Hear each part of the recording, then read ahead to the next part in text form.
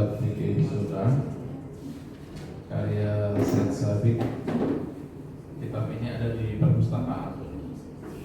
Kemarin saya masuk di perpustakaan, ternyata banyak kitab-kitab bagus ya, dan saya yakin sepertinya nggak pernah disentuh ya. Karena kelihatan sekali ya, itu nggak pernah dibuka. Ya, ini kitab-kitab yang baik dan layak untuk kita baca, untuk memperkaya pengetahuan kita. Karena kita menangani perkara terkait dengan talak.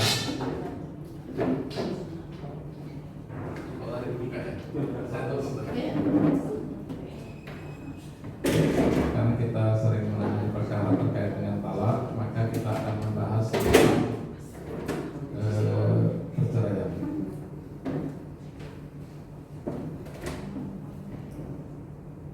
Al-halatul lati yutalliqu fiha al-qadi. Al-halat itu jamak dari hal. Hal itu keadaan. Kaifa haluka, bagaimana keadaanmu? Hal itu keadaan, jamaknya halat. Jadi keadaan-keadaan atau kondisi-kondisi allati yang yutalliqu itu mentalak, menjatuhkan talak fiha, di dalam keadaan-keadaan itu al-qadi sopo, kan fa'il ya, sopo hakim. Jadi yutalliqu fiha al-qadi, yang mentalak fiha di dalam keadaan-keadaan. Jadi hanya itu kembali kepada hal, pada keadaan al-qadi sopo hakim. Jadi pelakunya itu. Keadaan yang seperti apakah hakim itu dapat menjatuhkan talak, gitu ya. Al-halatul lati yutalliqu fiha al-qadi, keadaan-keadaan yang hakim dapat menjatuhkan talak. Ini oleh Syekh Sabiq pengarang kitab ini. Pertama dibahas berdasarkan sodar biha qanun. Ada konun-konun itu artinya undang-undang. Kita sering dengar konun-konun, kanun itu artinya undang-undang. Sanah tahun 1920 sampai 29. Wahia mustamadah min ijtihadil fuqaha. Ini pengarang kitab ini mengutip pertama dari konun undang-undang Mesir yang berdasarkan, yang bersumber mustamadah itu dari ijtihad fuqaha. Fuqaha itu jamak dari faqih, ahli fikih, gitu ya. Nah, kita nggak perlu membahas terlalu dalam tentang undang-undangnya, langsung di kajian fikihnya saja. Oke. Yang pertama at-tatlib, ya. Jadi penjatuhan talak pertama li'adamin nafaqah, karena tidak adanya nafkah. Ya, jadi cerai itu bisa dijatuhkan karena satu, suami tidak memberikan nafkah. Kelihatan ya? Zahaba al-imamu. Zahaba itu artinya bermazhab, berpendapat. Zahaba itu asal awalnya kan pergi. Ila aina tazhab, kemana kamu pergi? Zahaba itu artinya awalnya itu pergi, kemudian menjadi kata mazhab. Kita sering mendengar mazhab imam ini, imam ini. Nah, berpendapatlah Imam Malik, wa Syafi'i, wa Ahmad.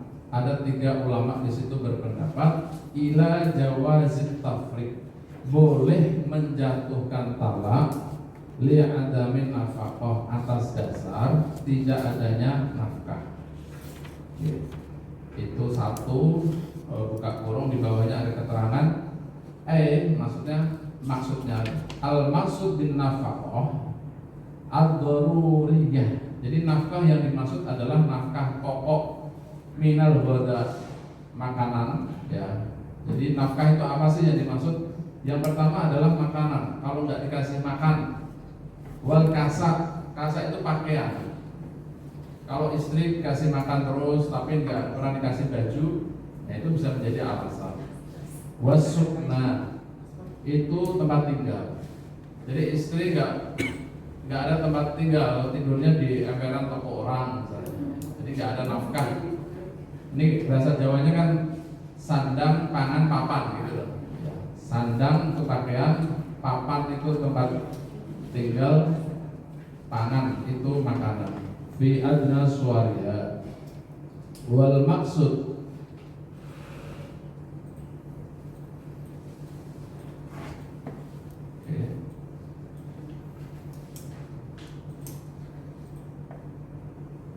Jadi pendapat Imam 3 tadi itu boleh at-tafriq itu menjatuhkan talak li adami nafaqah karena tidak ada nafkah bihukmi berdasarkan kepada putusan al-qadi hakim idza talabathu az-zaujah jika istri itu mengajukannya.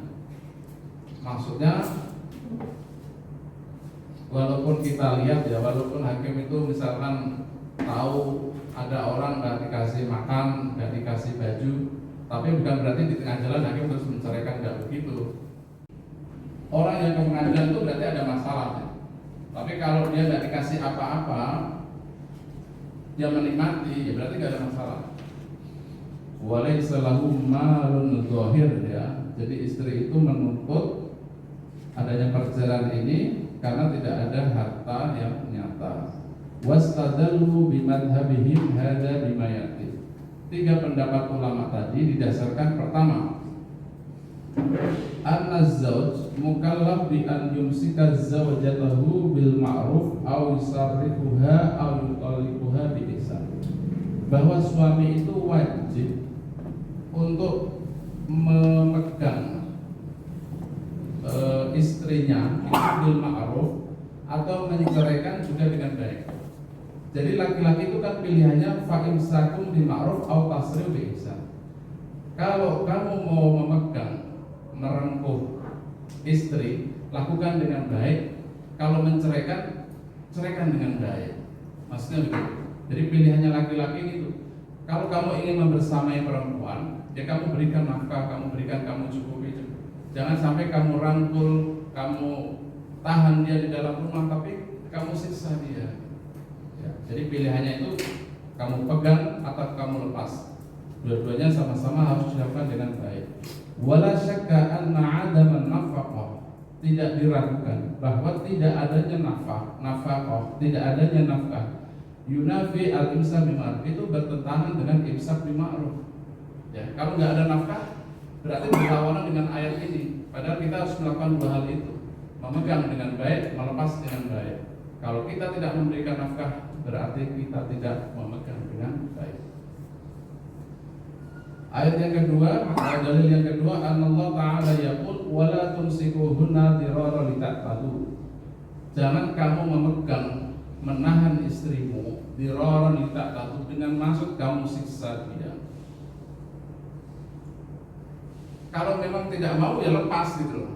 Perempuan itu kalau kamu memang tidak mau ya dilepas, dan dia dipelihara oleh suami yang lain, oleh laki-laki lain kira-kira gitu.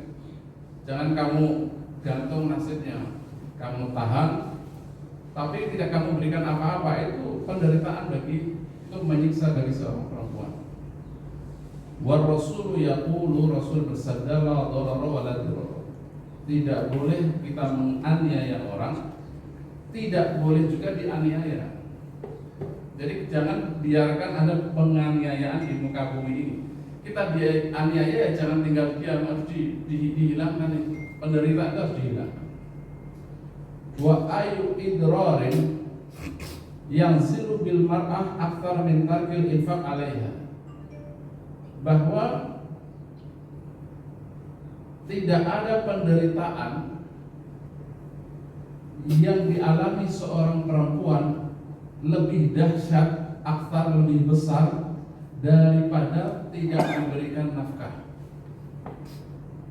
Sama-sama si istri itu diperlakukan macam-macam oleh suaminya ya. Tapi penderitaan yang paling berat adalah ketika dia tidak diberikan nafkah. Wa inna 'alal qadi an yuzila hadzal darar. An yuzila. Kenapa dibaca yuzila? Karena di situ ada an. An itu termasuk harfu nasbin.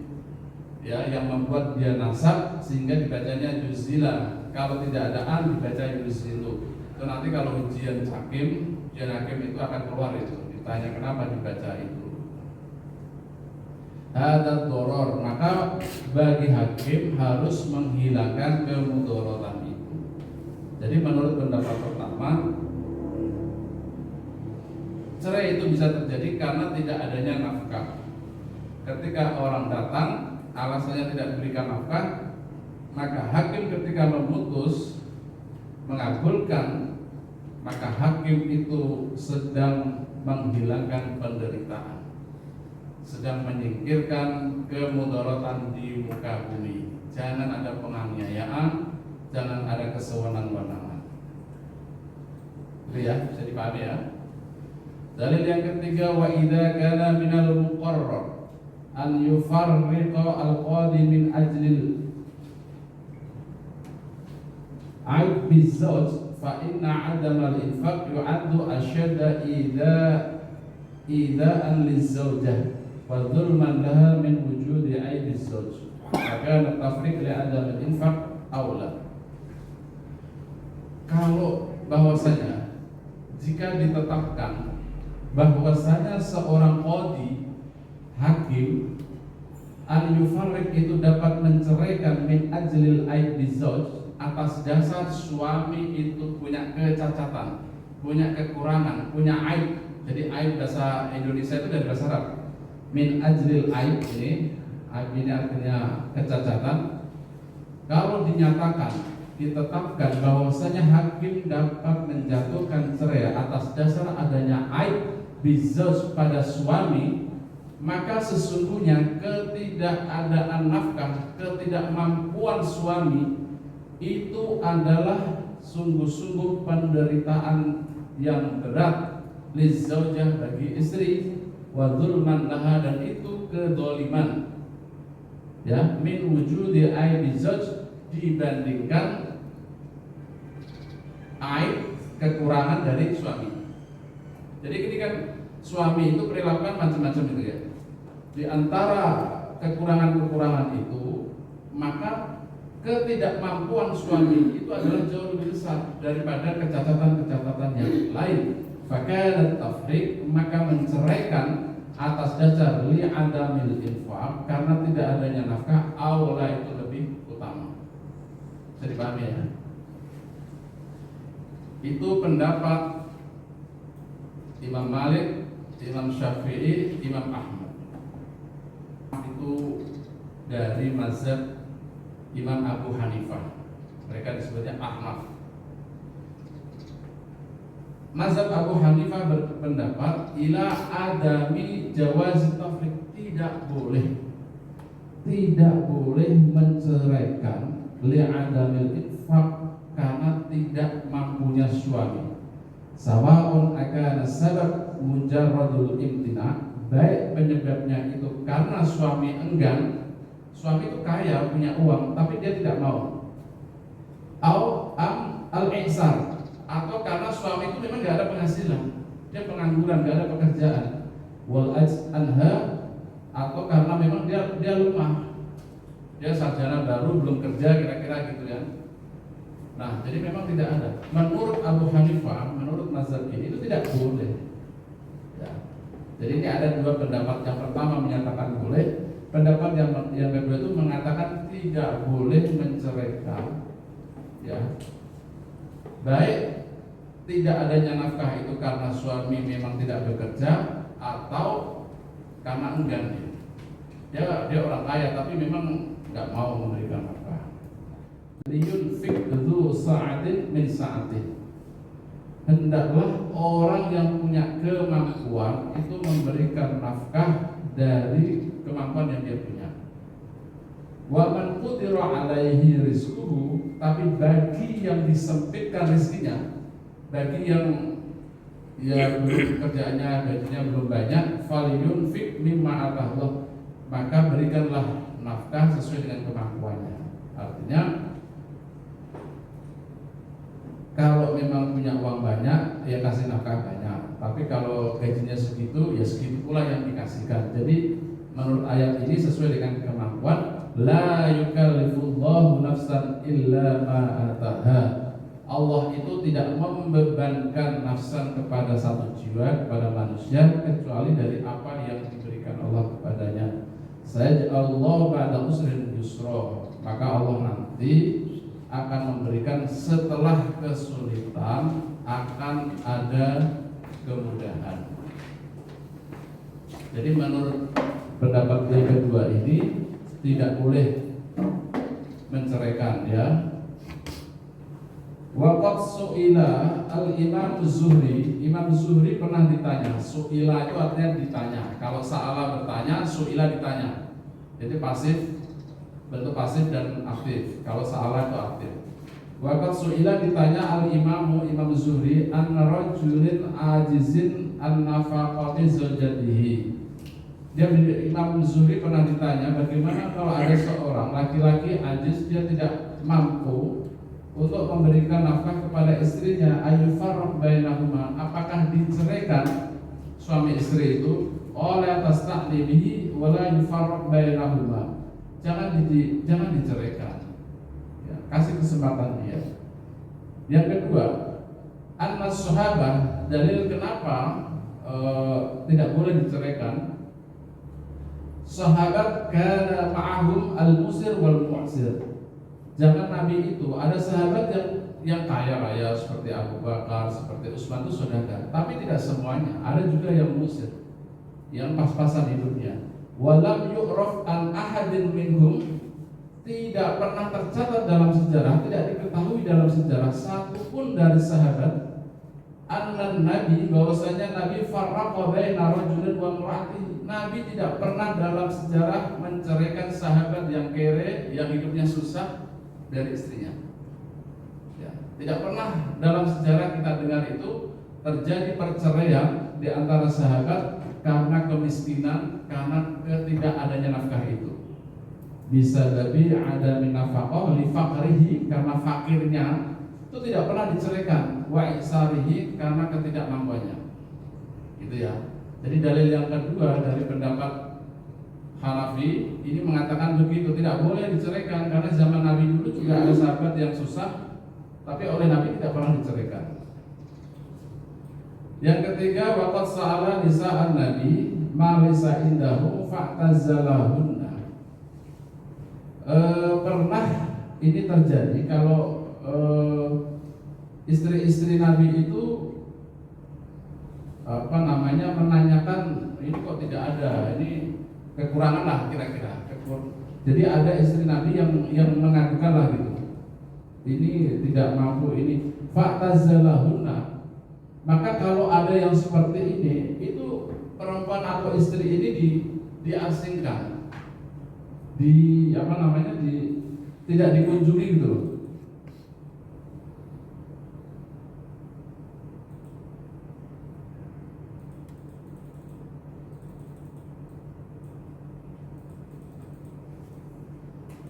Diasingkan syahrun selama 1 bulan, wa kana dzalika uqubatan lahunna, itu sebagai hukuman terhadap istri yang menuntut tadi. Pak, ini kurang ini, oh ini anakmu ini nih. Nah, perempuan yang cerewet itu malah diasingkan sebagai hukuman bagi perempuan itu.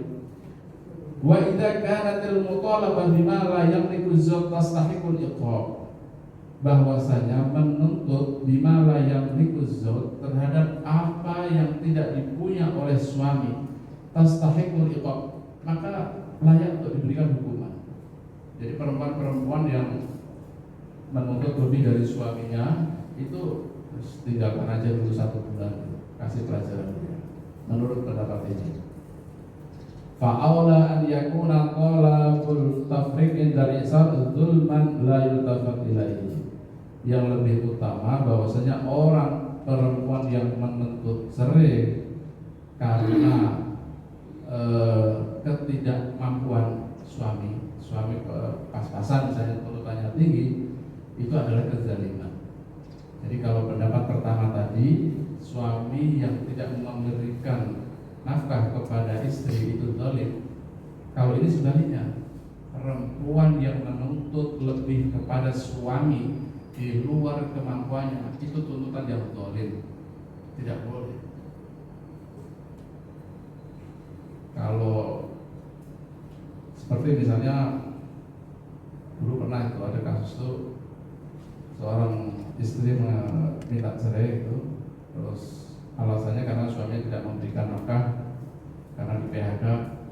Betul, tapi suami mengatakan, iya sekarang ini lagi corona, semua usaha kolab, saya sudah jungkir balik berusaha, susah hidup. Tapi jangan dilihat sekarang ini loh, 10 tahun, berpuluh-puluh tahun saya bekerja keras dan hasilnya besar, kita bisa bangun rumah, bisa beli mobil, itu juga harus dilihat.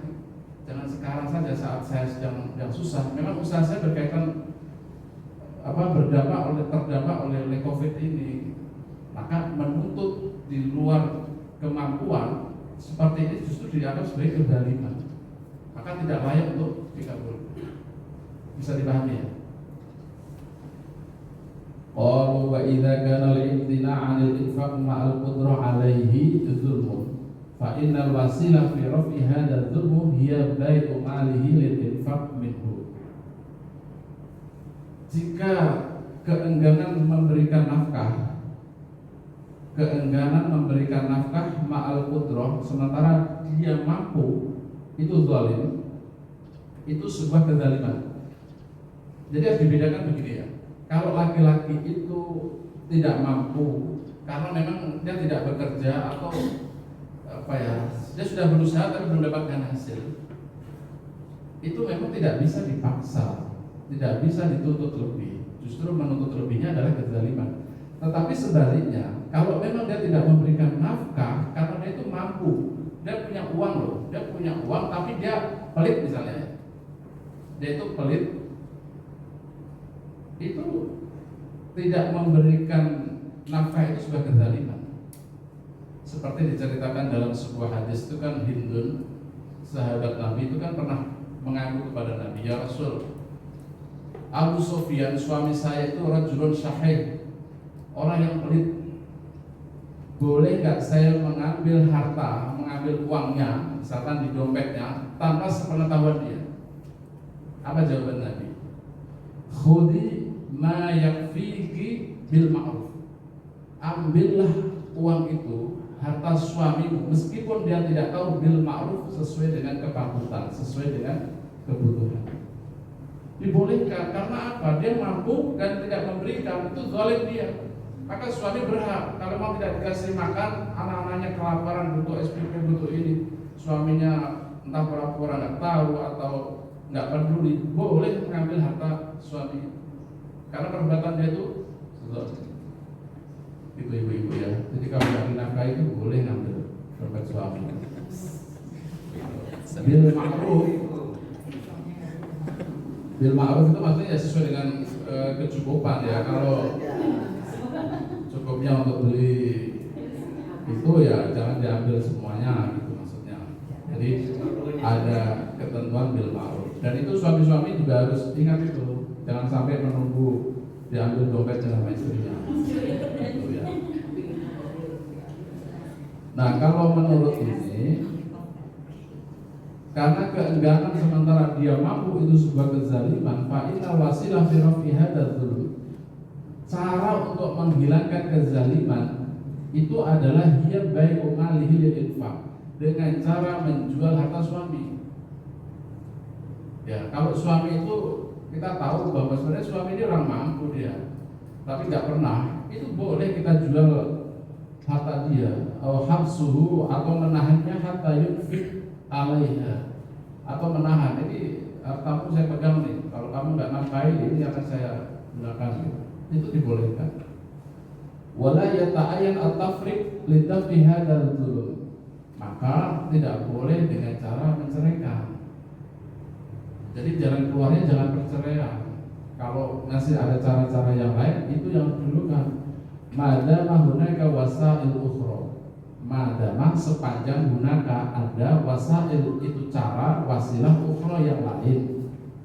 Gitu ya. Wa idza kana kadzalik fal qadi la yufarriq bihadzal sabab.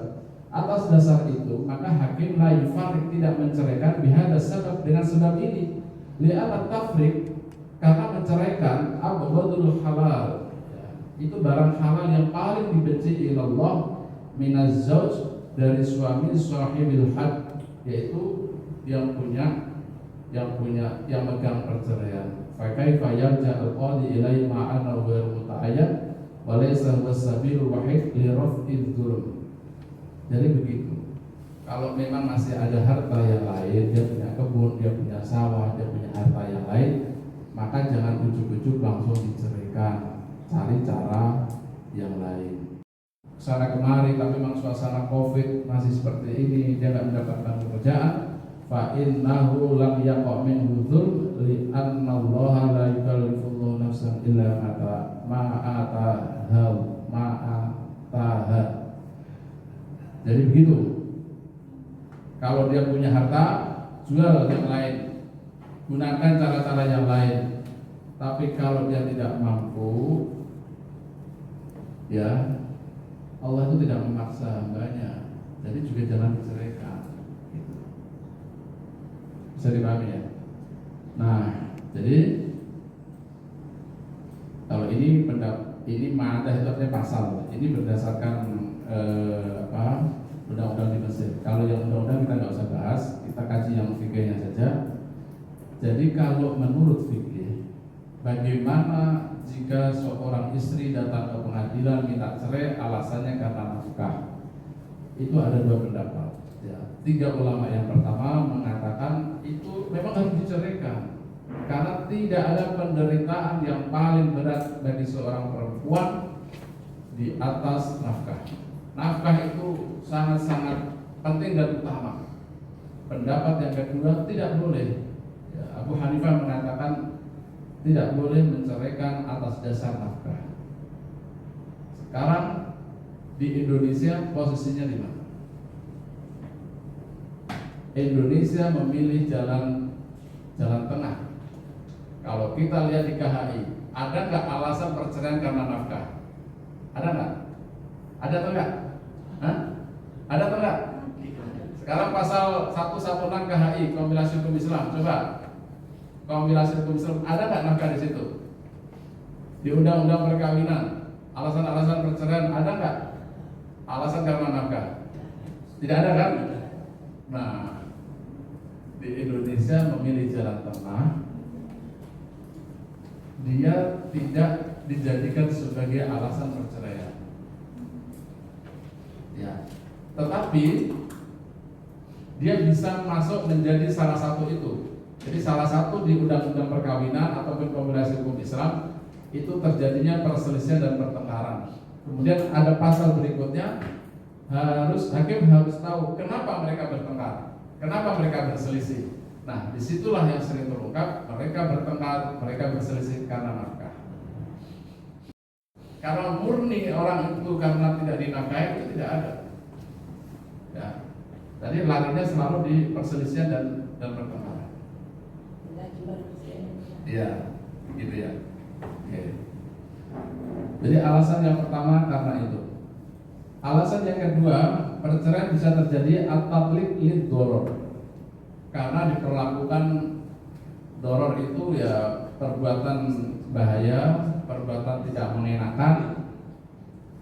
Zahab Imam Malik berpendapat lizaujah, bagi seorang istri antat ruba, dia boleh kolaba itu menuntut meminta minal qadi dari hakim at-tafriq untuk diceraikan idza da'at idrar az-zawj biha, karena sering dianiaya, dipukul idraran la yustama' ma'ahu dawamul isyrah baina amsalihah, yang karena perlakuan kasar, kekerasan itu dari suami mengakibatkan mereka tidak bisa melangsungkan hubungan dawamul isyrah, hubungan suami istri secara baik. Misal darbuha, dipukul, sabuha, dicela, dikata-katai. Kamu itu dulu keluargamu hidupnya kere, susah gitu ya. Kalau enggak karena nikah sama saya, mana bisa kamu hidup bahagia? Nah, kan perempuan sakit hati dong begitu, ya kan? Jadi kata-kata seperti itu menyakitkan. Sekarang masuk dalam undang-undang penghapusan KDRT itu namanya kekerasan psikis. Ya, jadi kalau darb itu fisik, kekerasan fisik, sab itu kekerasan psikis. Jadi mengata-ngatai kamu sekarang bisa hidup enak itu ya karena saya gitu. Nah itu hati-hati bicara kayak gitu. Kamu enak aja menghabiskan harta, nggak kerja. Saya bantuin orang kayak gini, tahu-taunya harta dihabiskan, dipakai shopping, dipakai untuk nah itu bisa sakit hati istri. Jadi begitu. Idza uha menyakiti bi'ainau min anwa'il idza alladzi la yutuq. Jadi menganiaya dengan segala bentuk penganiayaan. Oke, itu bisa menjadi alasan perceraian. Fa idza thabata da'waha ladal qadi bainatuz zawj aw itrafuz zawj wa kana idza mimma la yaqbalu dawamul isyraf baina amsalha wa ajizal qadi anil islah bainahuma talaqaha talqatan bainatan. Kalau memang sabata terbukti dakwaha gugatannya, dakwanya itu ladal qadi di depan hakim bainatuz zawj, jadi alat bukti dari istri memang terbukti, dia ada visumnya dipukul, ada saksi yang menceritakan bahwa memang sering bertengkar itu Pak, au iktirafuz zawj, atau suami mengakui ya betul Pak, saya kadang suka tidak bisa mengendalikan diri, saya cekik dia, saya ini dia, saya lakukan iya, dia mengakui. Yang karena itu tidak bisa membuat rumah tangga baik dan hakim sendiri tidak bisa mengislah, memediasi, membuat bagus rumah tangganya, maka dapat dijatuhkan dengan talak batin. Wa idza ajizat 'anil bainah, tapi kalau istri itu tidak mampu untuk membuktikan aulam yukir pro azzauj, tapi suami tidak mengakui, rafadat dakwaha, maka gugatannya itu ditolak. Fa idza takarrarat min asyakwa, tapi kalau si istri itu terus-menerus mengajukan gugatan, ditolak maju lagi, ditolak maju lagi, wa talabat at-tafriq, dan dia minta terus untuk bercerai, walam yathbut ladal mahkamah, tetapi tidak bisa dibuktikan kebenaran dakwanya, maka hakim memutus hakamai, dua orang hakam.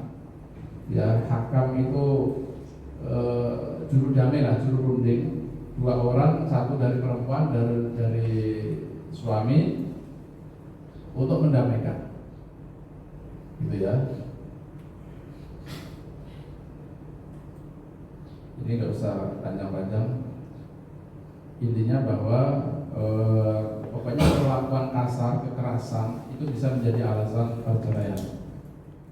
Perselisihan antara suami istri, maka putuslah hakam, juru runding dari ahli keluarga suami dan dari istri, gitu. Oke. Jadi itu alasan yang kedua ya. Kalau alasan yang pertama adalah karena apa? Yang kedua karena kekerasan.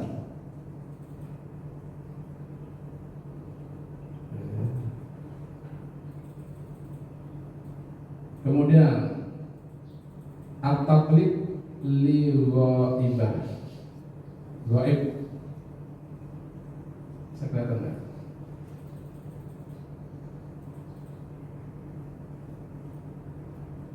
Jadi kalau qol itu menjatuhkan talak li ghibatiz zawj, karena suaminya itu ghaib.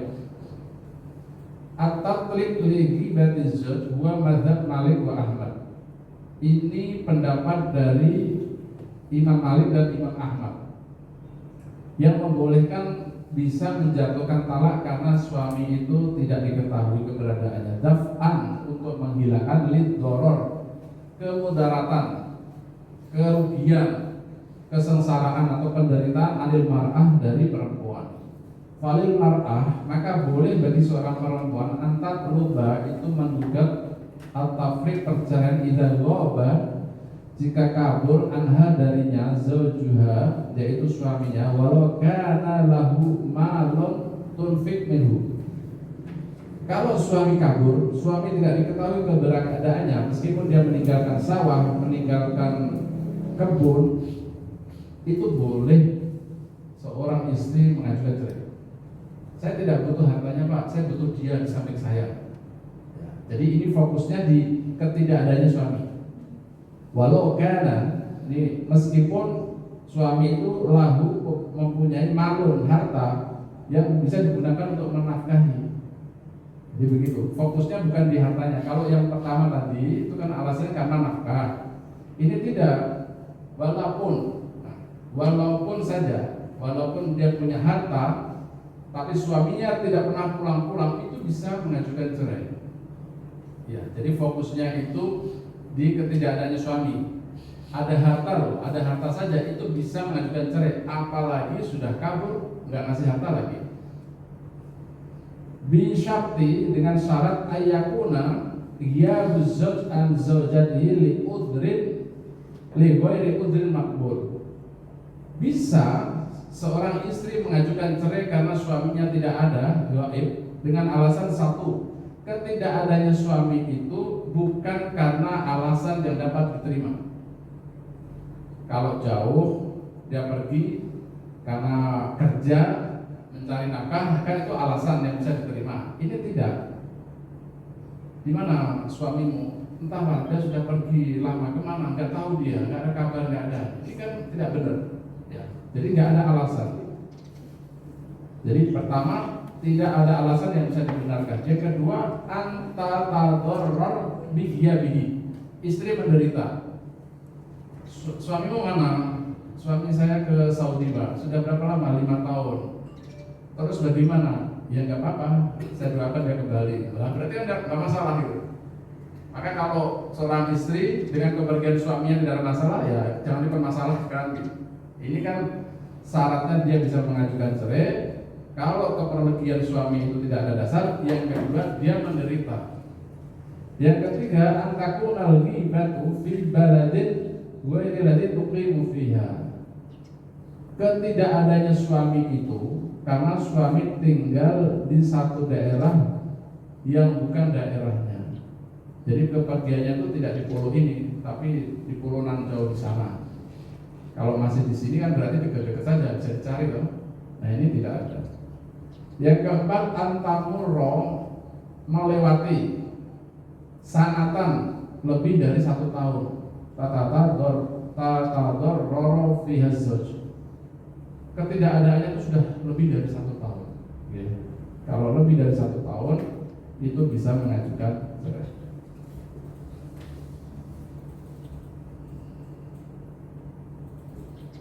Nah, sekarang pertanyaannya di sini, fa in kana ghiyabuhu an zawjatihi bi udhrin maqbul. Bagaimana kalau kepergiannya karena alasan makbul yang bisa diterima? Bi udhrin maqbul. Karena ada halangan yang dapat dipertimbangkan. Pertama, kahiyabihi li talabil ilmi, karena dia belajar. Kalau dia belajar. Yang kedua, mumarasatu tijarah, dia lagi bisnis. Jadi suami itu seorang pengusaha pertambangan gitu. Dia lagi di IKN Kalimantan sana, lagi buka usaha misalnya. Awlikaunihi, atau keadaan dia muadzafan, itu pegawai kharijal balad, di luar pulau ini. Dia sedang menjadi PNS, dan menjadi pegawai di tempat lain, au mujannadan fi makanin na'im, atau menjadi tentara. Dia sedang dikirim di Aceh atau di Papua yang tidak bisa dipastikan kapan pulangnya karena menghadapi tantangan yang berat. Fa inna dzalika, yang seperti ini la yujizu talabat tafriq, tidak boleh diceraikan. Ya, kalau seorang perempuan datang ke sini minta cerai karena alasan di mana suamimu jadi PNS, Pak, atau sedang jadi tentara di Papua, kalau jelas begitu tidak boleh. Wa kadzalika idza kanat al-ghibah fi baladil ladzi tuqimu fiha. Demikian juga kekaburannya, kegaibannya, tapi dia ada di kampung itu, masih ada di provinsi itu, maka tidak boleh. Berkata gitu ya. Jadi kalau ada alasan tidak boleh diceraikan. Kalau dia sedang pergi karena menuntut ilmu, Loh, kenapa nggak pulang-pulang? Ya itu kata Imam Syafi'i kan dalam syairnya, syarat menuntut ilmu itu dalilnya watuli zaman. Jadi lamanya waktu. Kalau nggak pulang-pulang ya kan menuntut ilmu itu butuh waktu yang lama, nggak pulang-pulang. Jadi ada alasan. Itu nggak boleh diceritakan. Wala budda wa kadzalika lahal haq. Demikian pula seorang istri mempunyai hak fi an tatlubat tafriq lid dararil waqi' 'alaiha li bu'di zawjiha anha la ligiyabiha. Jadi karena jauhnya waktu, karena jauhnya tempat, dibolehkan bagi seorang istri itu menuntut haknya, menuntut cerai karena penderitaan al-waqi' yang nyata dia alami karena jauhnya suami. La ligiyabihi, bukan karena dia gaib.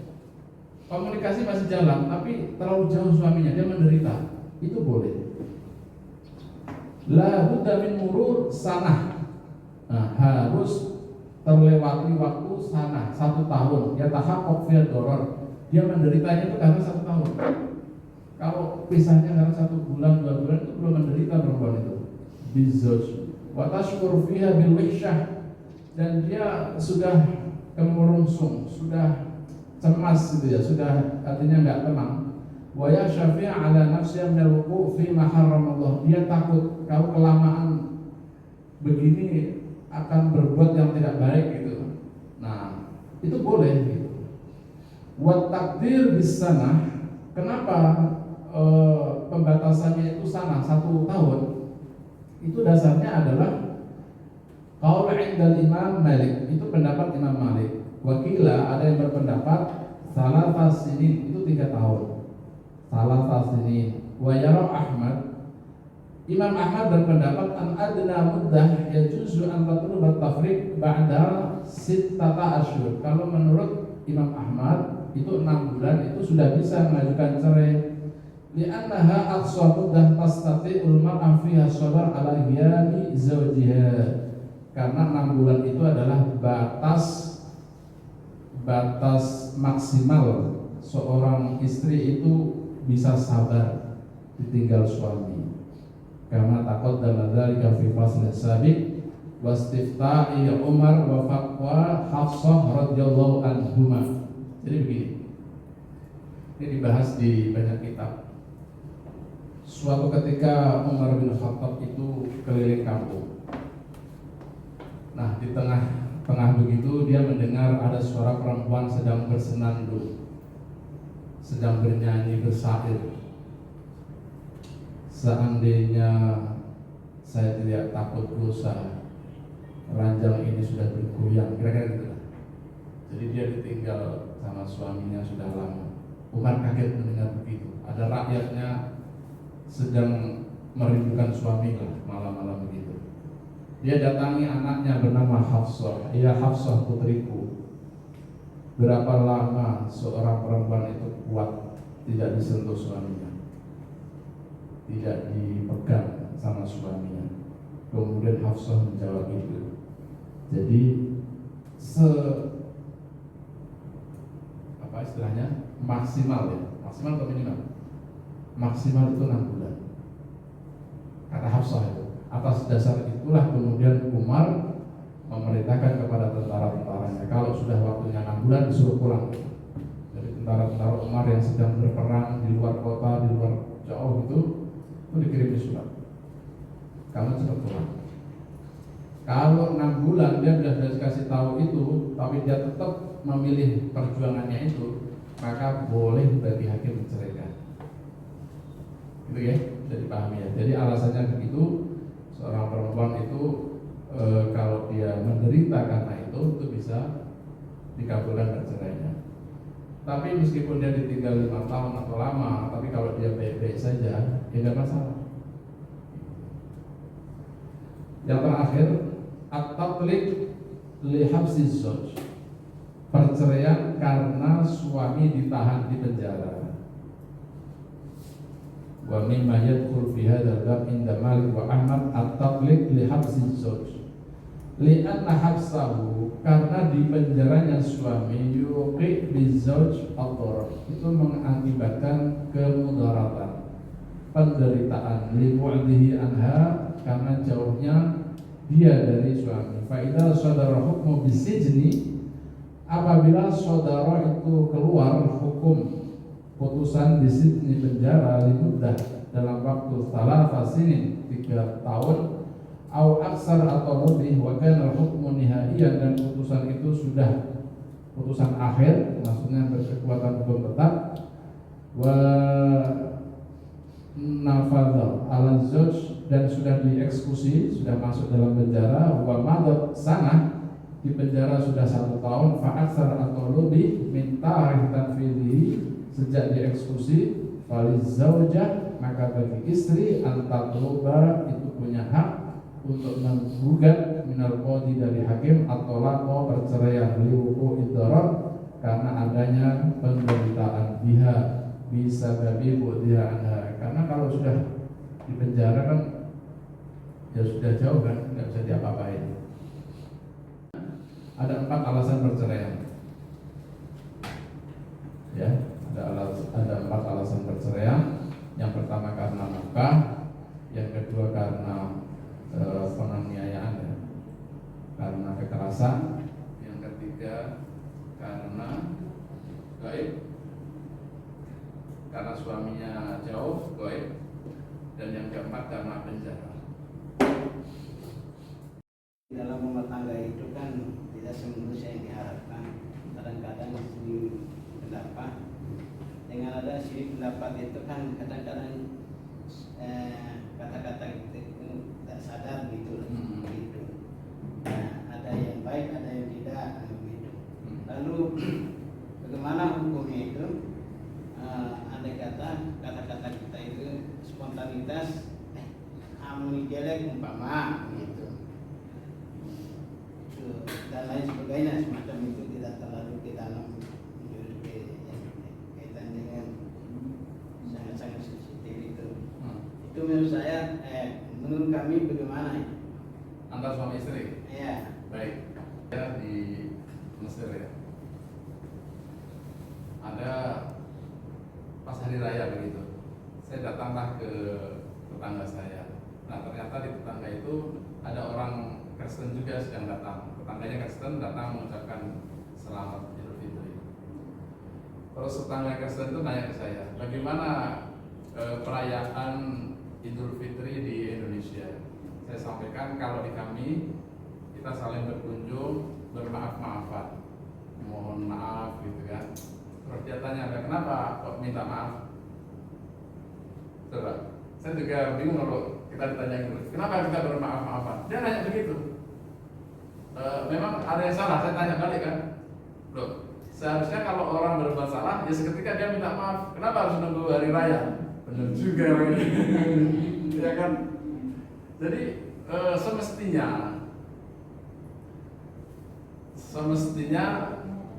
kita juga begitu. Jangan mengandalkan apa-apa kalau salah itu nanti nunggu lebaran, nunggu hari raya. Itu nggak pas juga. Emang ada jaminan hidup kita sampai hari raya kan gitu.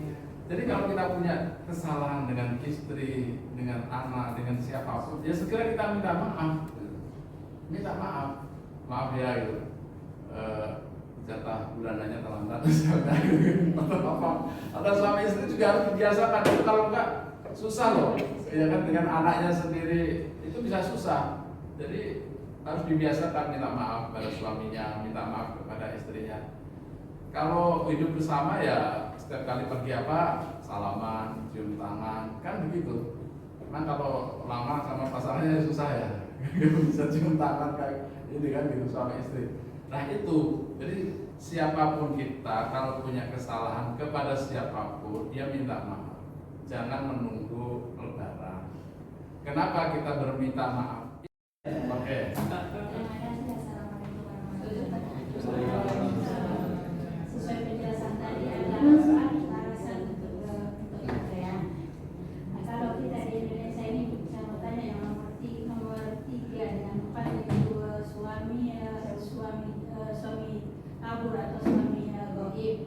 Nah, kalau goib itu berapa lama baru kita bisa mengajukan perceraian kalau goib? Kalau dalam penjara itu berapa lama dalam penjara? Indonesia. Ini coba udah buka bukunya. Tapi pasalnya apa? Kalau boleh berapa lama? Kan ada itu di undang-undang kita. Bahkan itu dijadikan sebagai tali talak, ya kan? Kalau di tali talak, ketika orang akad nikah kan ada di situ. Tapi kalau kita tidak membacakan tali talak kan ada di sini berjalan orang bacakan tali talak.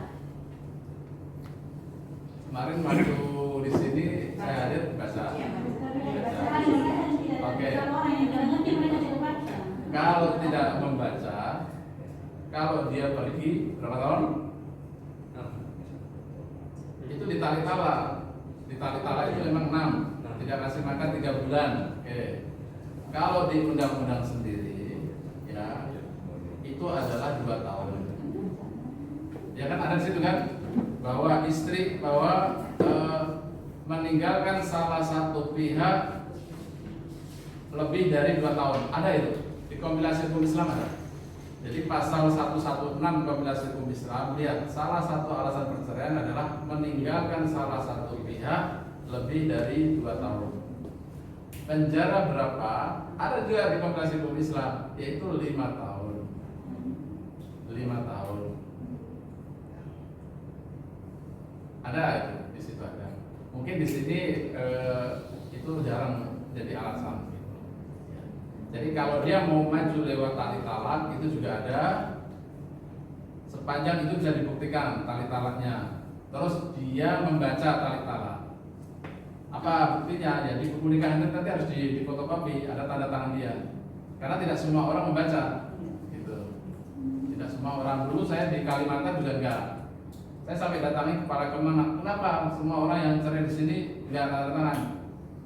Pertama, kita lagi senang-senang nikah kok sudah bicara cerai katanya kan, itu nggak pas katanya. Jadi kami selalu nggak baca itu. Yang kedua, kalau karena nafkah, karena itu nanti jadikan alasan perceraian, akan banyak orang yang bercerai karena di sini hidupnya memang susah pak, gitu kan. Jadi kami memang ingin menutupi lah, gitu. Jangan sampai orang tahu kalau ini bisa menjadi alasan bercerai. Nanti suaminya sedikit susah, cerai. Namanya orang kan. Iya sama lah, bisa jadi kan kita juga dulu menikah juga belum apa-apa kan gitu. Tapi dengan pernikahan ada motivasi karena punya keluarga, ada anak, akhirnya kerja keras, lulus PNS, kerja jadi bagus, kan bisa jadi begitu. Ya, kalau orang namanya awal-awal susah-susah itu biasa lah. Justru itu indah, artinya apa? Susah. Apa istilahnya itu? Kita dulu mengawali dari nol gitulah kata para pujangga gitu kan. Jadi enak hidup kita ini dari nol sehingga tahu perjalanan hidup. Tapi kalau masuk itu sudah semuanya ada kan lain gitu. Tidak ada perjuangannya di sini. Gitu ya. Baik Bapak Ibu sekalian, kita nanti akan lanjutkan di kesempatan berikutnya. Terima kasih. Semoga bermanfaat. Assalamualaikum warahmatullahi wabarakatuh.